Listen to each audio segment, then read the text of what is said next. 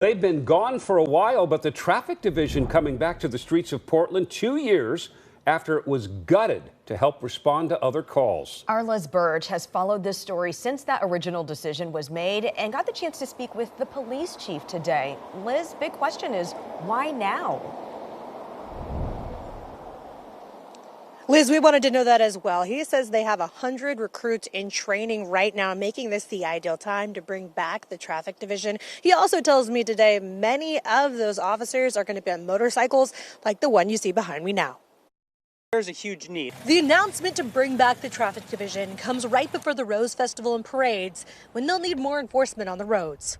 It also comes at a time when Portland's dealing with an influx of traffic deaths and other issues. We have speed racer events going on. We have fatal crashes that are setting record numbers each year. For example, last year we had 68 total fatalities on our Portland roadways. And of those 68, 32 of them were pedestrian related. Now that 68 is a high since 1987. Portland Police Chief Chuck Lavelle says the division will be smaller than it was, with 10 motorcycle officers, 2 officers in cars, and 2 sergeants, all of whom will work full-time.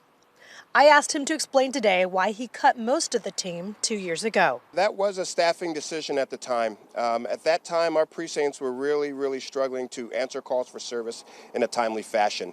And we didn't disband traffic, but we folded a lot of the officers into patrol. As Coyne reported at the time, many officers quit the Bureau, citing burnout, riots, and city leadership in their resignation letters back in 2020.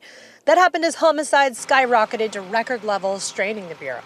Today's announcement doesn't come without criticism. In a statement to Coyne, the Street Trust said they're advocating for speed cams and red lights, saying racial bias in traffic enforcement in Portland is a well-documented reality, and traffic stops can be unsafe for police as well.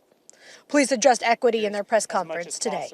It's important to us to always have stops data information that is equal to the demographic of our city and not have more stops to a certain demographic than the other or hits a certain area more than the other. And historically, the traffic division has been spot on with that.